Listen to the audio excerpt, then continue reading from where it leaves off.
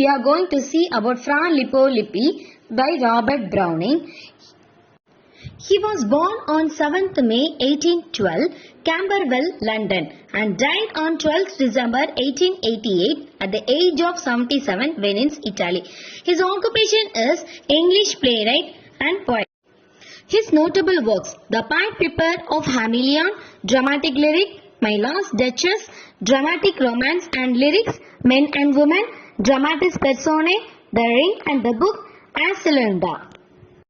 So about the poem. The poem was published in the year 1855 in the collection of Men and Women. So the Browning depicts a 15th century real-life painter, that is Filippo Lippi. The poem is written in the blank verse non-rhyming iambic pentameter. This poem contains 392 lines, which is a dramatic monologue. The poem asks the question whether art should be true to life or an idealized image of life. So, let us see what is dramatic monologue. So, dramatic monologue means what? A poem written in the form of speech of an individual character. So, this character addresses and interacts with one or more people. So, this poem is also a dramatic monologue. So, let us see the poem summary. Fra Lippo was born in Florence in 1406 to Tommaso, a butcher, and his wife. It was orphaned when he was 2 years old and sent to live with his aunt Mona Letitia because she was too poor to rear him. She placed him in the neighboring Carmelite convent when he was 8 years old. There he started his education. In 1420, he was admitted to the community of Carmelite Friar of the Prior of Our Lady Mount Carmel in Florence, taking the religious word in order of the following years at the age of 16. He was ordained as a priest, but he quitted the monastery in 1432, although he was not released from his vows. In 1432, his paintings became popular while renting the spirit of the Medici family, who commissioned the Annunciations, and seven saints Cosimo de' Medici had to look him up in order to compel him to work, and even then the painter escaped by the rope made by the sheets. So, his going away included him into many difficulties, which included the similar tales of lawsuits, forgery complaints, broken promises and scandals. In 1441, Lippo painted an ALT piece for the runs of Saint Ambergule, which is now a prominent attraction in the Academy of the Florence and was celebrated in Browning's well-famous poem Fra Lippo Lippi. So this is the story of the poem that I am presenting to you. This poem is written in a dramatic monologue style. Well, in the story, Lippo is caught by a policeman along with two other subordinates in a notary's area. So it is the same place when he came down from the sheets from the house of Medici. So Florippo gives his introduction, and the policeman releases him when they realize that he lives with the secular landlord Cosimo de' Medici. Lippo then rebukes them and threatens them for their mind contact with him. They regret the unavailability of shock. He cool, otherwise we could have painted their exact picture. He says that he belongs to a cloister, and then he had been painting the picture of Saint for 3 weeks. Suddenly he opens the window. He saw, attracted by the female noises, and he at once made a ladder of the available pieces of clouds and jumped to follow them. After spending some time with them, he was arrested on his way back home as he left the painting of Saint Jerome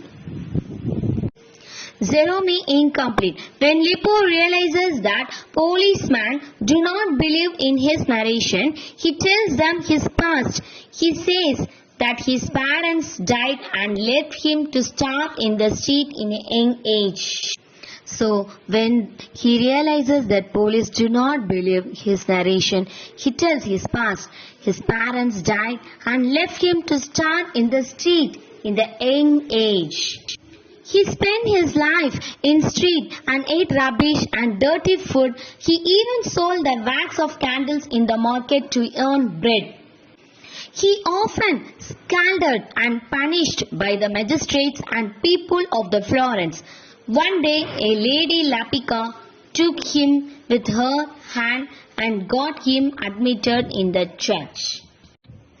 As a young monk, he willingly accepted the offer as he was given a plenty to eat and enough to wear for the first time in many years. And he did not become monk out of his spiritual feelings or religious devotion, but to overcome his hunger, the monk tried to teach him Bible and Latin, but they failed since he was not interested in learning. He started making drawings, paintings and sketches of the people whom he saw all the time in the church. He painted them on the prayer book, tables, walls and doors. The monk did not like this, but the prior accepted his talent. He said, "Loose the screw and catch the lock," and gave his consent that he can paint and decorate the front portion of the church. Lippo painted all sorts of monks, church activities, even a criminal who came to the church for the confession. He became so much skilled that he could paint extemporary painting.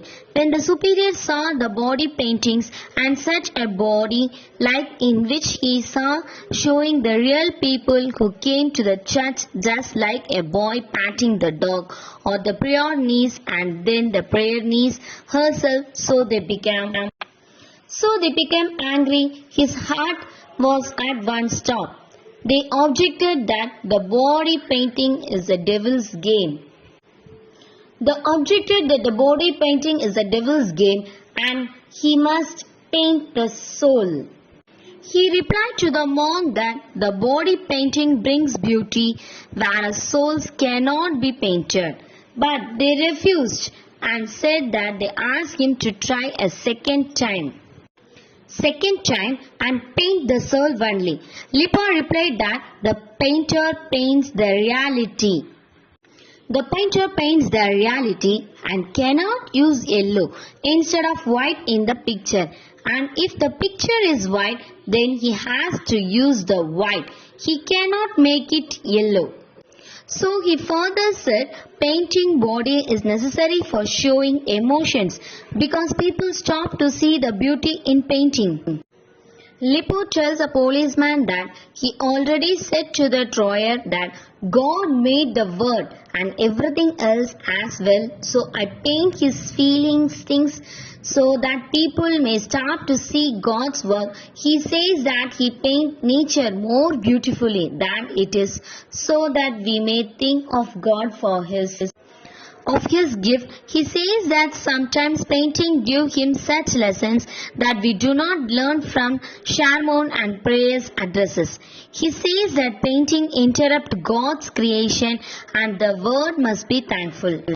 To the painter, he tells another incident that prior object that his paintings do not instigate of prayers.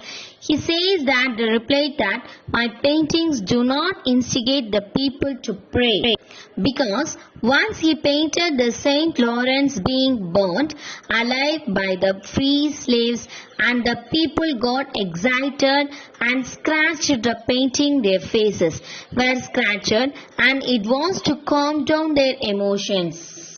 So, it is a painting served as a catharsis, and here when Lippo again realizes that the policemen are still reluctant to believe him, and he says to them to come after 6 months and see his another masterpiece. Saint Ambrose judged well that we could paint God, Mary, Christ, saints and angels. He also says that if he is hopeful to become a part of that sacred painting, he created it, thus he defends his character and his professions, because saints can't paint and this is the work of the painter only. Then he departs from the police, so the whole story depicts about the Renaissance painters of the time, so the painters had to face So the painters had to face a lot of criticism by the church.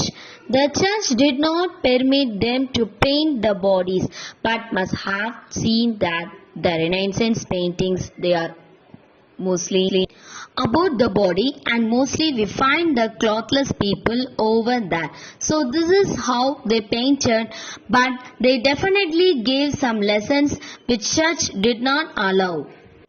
But sooner the Roman Catholic Church, it saw its decline, and the Renaissance paintings, they flourished. So this dramatic monologue was written by Robert Browning, who shows the character through the soul's dissections. And he is the one who basically loves painting, and his 5 to 6 poems are about poem. Thank you so much for your patience for hearing this video. Thank you so much.